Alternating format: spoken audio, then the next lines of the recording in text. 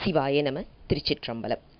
ஞான ஆசிரியராகவும் ஞான குருவாகவும் எம்மை வழிநடத்தும் நம்பி ஆரூரர் திருவடிகளையும் அண்ணாமலை பெருமான் திருவடிகளையும் மனம் மொழி மெய்களால் வணங்கி இன்றைய ஞான சிந்தனையில் சிவபோக சாரம் என்னும் நூலில் இருந்து 52வது பாடலை சிந்திக்க இருக்கின்றோம். நாதனார் தென்கமலை நாயனார் எவ்வுயிர்க்கும் போதனார் செங்கமல பொற்பாதர் பேதமர ஒன்றிரண்டு தான் அறவே உண்மையிலே கூட்டி எனை இன்று அறவே வைத்துவிட்டாரே. இன்றைய பாடல் அற்புதமான கருத்து செறிவு நிறைந்த ஒரு பாடல். அதாவது, எனக்கு குருநாதராக அமைந்தவர் என்ன செய்தாரு தெரியுமா? என்னுடைய குழப்பங்கள் எல்லாவற்றையும் நீக்கி, அதாவது 2, 1 என்று சொன்னதையெல்லாம் நீக்கி, பிற சமயங்கள் குழப்பிக் கொண்டிருந்ததில் இருந்தெல்லாம் என்னை மீட்டு எடுத்து தெளிவு எது என்பதை, உண்மையான தெளிவு எது என்பதை எனக்கு காட்டி அருள் செய்தார் அப்படிங்கிற ஒரு குறிப்பை இன்றைய பாடலில் வைத்து அருள் செய்கின்றார் நமக்கு குருமுதல்வர். அதாவது, இந்த பாடலை பார்க்கும்போது நமக்கு உண்மை விளக்கத்துல முதல் பாடலே நமக்கு நினைவுபடுத்துவது போல அமைந்திருக்கு. அதாவது, பொய் காட்டி பொய் அகற்றி போதானந்த பொருளாம் என்று ஆரம்பிப்பார் நமக்கு மனவாசகம் கடந்தார். மெய்கண்ட தேவநாயனாரை பார்த்து சொல்லும் பாடல் போல பாடலாக அது அமைந்திருக்கும். அதாவது, பொய்யை காட்டி பிறகு பொய்யை நீக்கி அருள் செய்பவன் தான் ஒரு குருநாதன் என்று சொல்லப்படுபவன். குருநாதர் யார் அப்படின்னா, இந்த 36 தத்துவங்கள் இன்னன்னு காமிச்சு, அப்புறம் அது நீ இல்லை அப்படிங்கிறதை உணர்த்தி, அதிலிருந்து நம்மை மீட்டு எடுத்து உண்மையை நமக்கு விளங்கச் செய்வதுதான் ஒரு குருநாதருடைய முக்கியமான வேலை. இப்ப நம்மளுடைய குருநாதர், நமக்கு வாய்க்கின்ற குருநாதர் பெருமானே நேரடியாக வந்து அருள் செய்வதனால இந்த உண்மையை நமக்கு விளக்கி சொல்லுகின்றார். ஆனால் உலகியல்ல இன்னைக்கு நாம பார்க்கிற இந்த குருநாதர்னு சொல்லிட்டு பேரை சூட்டி கொண்டு இருக்கிறாங்க இல்லையா, அவங்கெல்லாம் பாத்தீங்கன்னா நம்மள இந்த பொய்யான உலகத்தில் அழுத்தி விடுபவர்களாகத்தான் இருப்பார்கள். ஏன்னா ஒவ்வொரு இடங்களுக்கு நாம போய் பார்த்தோன்னு வைங்களேன், நீங்க இவ்வளவு பணம் கட்டணும், இவ்வளவு பணம் நீங்க சம்பாதிச்சுட்டு வரணும் அப்படின்னு, அப்போ மீண்டும் நம்மை இந்த உலகத்தில் அழுத்துவதாகத்தான் இருக்கின்றார்கள். அவர்களை பத்தின பாடல் இது இல்லை. குருநாதர் அப்படின்னா என்ன இலக்கணம் அப்படிங்கிறது நமக்கு மெய்கண்ட தேவநாயனார்ல இருந்து, உமாபதி சிவம்ல இருந்து, இன்றைக்கு நம்ம பார்க்கிற நம்ம குருமுதல்வர் வரைக்கும் ஒரு தெளிவான விளக்கத்தை கொடுத்திருக்கின்றார்கள். அதாவது, பொய்யை காட்டி பொய்யை அகற்றுபவன் தான் ஒரு குருநாதன் என்று சொல்லப்படுபவன். சரி, இங்க பாருங்க, இதுல நாதனார் தென்கமலை நாயனார் எவ்வுயிர்க்கும் போதனார் செங்கமல பொற்பாதர். குருநாதரை எப்படி வர்ணிக்கிறாரு பாருங்க. இவர்தான்ப்பா என் குரு, நாதனார், எனக்கு நாதனாக இருக்கக்கூடியவர். எங்க இருக்கிறாரு தெரியுமா? தென்கமலை நாயனார். தென்கமலை, கமலை என்று சொல்லப்படுகின்ற கமலை ஞானப்பிரகாசர் இல்லையா, அதனால தென்கமலை நாயனார், தென்கமலை என்று சொல்லப்படுகின்ற திருவாரூரின் கண் இருக்கக்கூடியவர். எவ்வுயிர்க்கும் போதனார், எல்லா உயிர்களுக்கும் பேதமற போதனை செய்யக்கூடியவர். போதனை என்றால் உண்மை பொருளை நமக்கு மீண்டும் மீண்டும் எடுத்துச் சொல்லும் வல்லமை உடையவர் அப்படிங்கிற ஒரு குறிப்பு. அதாவது, பக்குவப்பட்ட ஆன்மாக்களுக்கு போதனை செய்யக்கூடியவர், பக்குவம் இல்லாத ஆன்மாக்களுக்கு மலர் போன்று காட்சி கொடுப்பவர். போது என்று சொன்னால் இரண்டுமே நம்ம எடுக்கலாம். போதம் செய்யக்கூடியவர், இன்னொன்னு ஒரு மலராக இருக்கக்கூடியவர். பக்குவம் இல்லாதவர்கள் அவரை பார்க்கும்போது, ஐயா பார்க்கறதுக்கே அழகா இருக்காருல்ல, ஒரு தேஜஸ் இருக்குல்ல அவர் முகத்துல அப்படின்னு நாம சொல்றோம் இல்லையா. அந்த மாதிரி எவ்வுயிர்க்கும், எல்லா உயிர்களுக்கும், பக்குவப்பட்ட உயிர்களுக்கு அவர் போதனை செய்யக்கூடியவர், பக்குவம் இல்லாதவர்களுக்கு பார்த்த மாத்திரத்தில் ஒரு மன அமைதியை கொடுக்க வல்லவர். இவர்தான் என் குருநாதர். எங்கே இருக்கின்றார் தெரியுமா? தென்கமலையில் இருக்கும் செங்கமல பொற்பாதர்.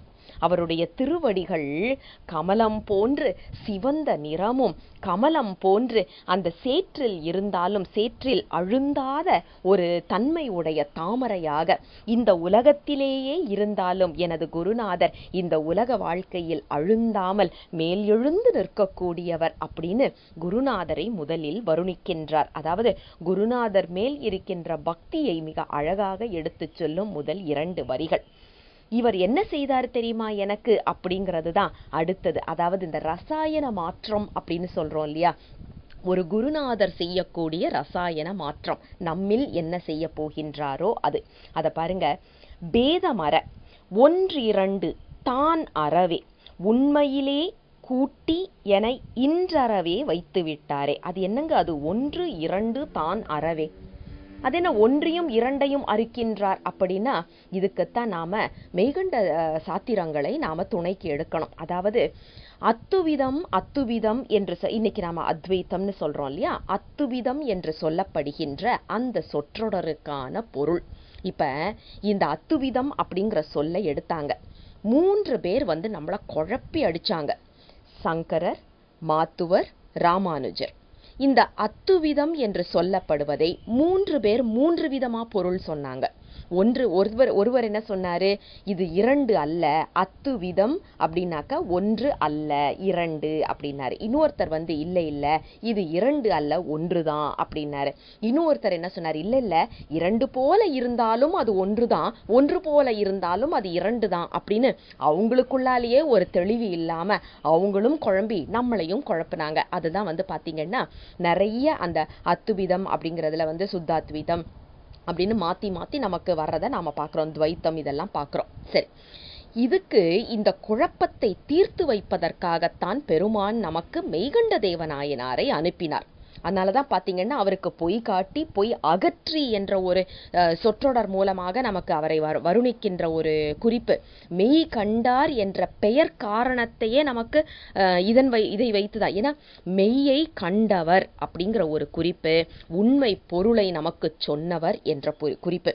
அத்வைத்தம் அப்படின்னா உண்மையான ஒரு பொருளை, அதாவது அத்துவிதம் என்ற சொல்லுக்கு உண்மையான பொருளை கொடுத்தவர் யார் அப்படின்னா சிவஞான போதம் என்ற நூலை அருளி செய்த நமது மெய்கண்ட தேவநாயனார். இதுதான் உபதேச நூலாக வாங்குகின்றார் நம்மளுடைய குரு முதல்வர். ஏன்னா சித்தியார் தான் இவருடைய உபதேச நூல். அதனால இவர் என்ன பண்றாரு, அதை வாங்குறாரு. 1 2 தான் அறவே.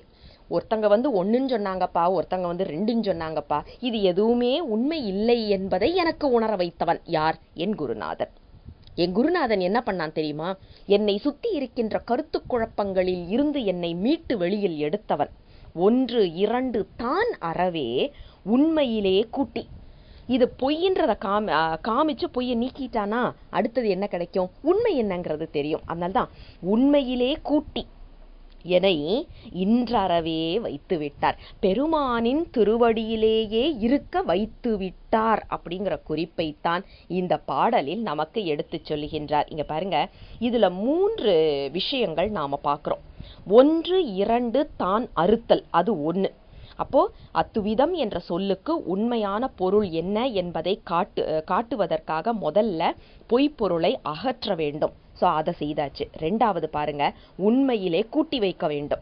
பொய்யை காமிச்சிட்டு விட்டுட்டு போயிடக்கூடாது. இது பொய்ன்றதை காமிச்சாச்சு இல்ல, அப்போ உண்மை என்னங்கிறத காமிக்கணும். அது 2. உண்மையில காட்டி அதுக்கப்புறம் பெருமானுடைய திருவடியில் அழுந்த வைக்க வேண்டும்.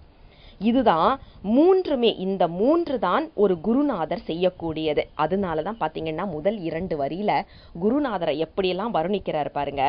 நாதனார், நாயனார், போதனார், 3 சொல் வைக்கிறாரு.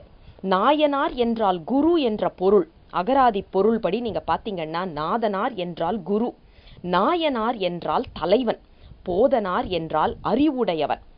1 2 தான் அறுப்பதற்கு அறிவுடையவன் ஒருவன் வேண்டும். போதனாக இருந்து 1 2 தான் அறுத்தான் எனது குருநாதன். அடுத்தது என்னப்பா பண்ணினா, உண்மையை காட்டினான். யாராயிருந்தான்? குருவாக இருந்து உண்மையை எனக்கு காட்டினான். ஏன்னா ஒரு குருநாதனால மட்டும்தான் உண்மையை காட்ட முடியும். உண்மையில் கூட்டி வைத்தது யார் என்றால் எனது குருநாதன். ஏன்னா அவன்தான் தீக்கை கொடுக்கும் போது நம்மளுடைய மாயாமலங்களை அறுத்து பெருமான் எது என்பதை நமக்கு காட்டுபவன். தத்துவங்கள் என்ன, பதிபசு பாசம் என்ற முப்பொருள் உண்மை என்ன என்பதை நமக்கு காட்டி அருள் செய்வது ஒரு குருநாதருடைய வேலை. அதனால குருநாதராக இருந்து உண்மையை கூட்டினான். அடுத்தது என்னப்பா பண்ணா? என் தலைவனா இருந்து என்னை வழி நடத்துறான். தலைவனுடைய வேலை என்ன? வழி நடத்துவது. தவறு செய்யாமல் நம்மை காத்து அருள் செய்வதுதான் தலைவனின் வேலை. தலைவனாக இருந்து இன்று அறவே வைத்து விட்டாரே. இங்க பாருங்க எத்தனை அழகான பாடல் பாருங்க. போதனாராக இருந்து 1 2 தான் அறுத்தான். குருவாக இருந்து உண்மையிலே கூட்டினான். உண்மையிலேயே என்னை கூட்டி வைத்தான். தலைவனாக இருந்து என்னை இறைவனின் திருவடியிலேயே வைத்து விட்டார். ஒரு குருநாதர் செய்ய வேண்டிய காரியம் என்பதை மிக அழகாக இதில் சொல்லி எனது குருநாதர் இதை எனக்கு செய்தார் அப்படிங்கிற ஒரு அகச்சான்றாக தனது அனுபவத்தை மிக அழகாக எடுத்துச் சொல்லும் ஒரு பாடலாக அமைத்து கொடுத்திருக்கின்றார் இந்த 52வது பாடலை நமக்கு. தென்னாடுடைய சிவனே போற்றி, எந்நாட்டவர்க்கும் இறைவா போற்றி. சிவசிவ திருச்சிற்றம்பலம்.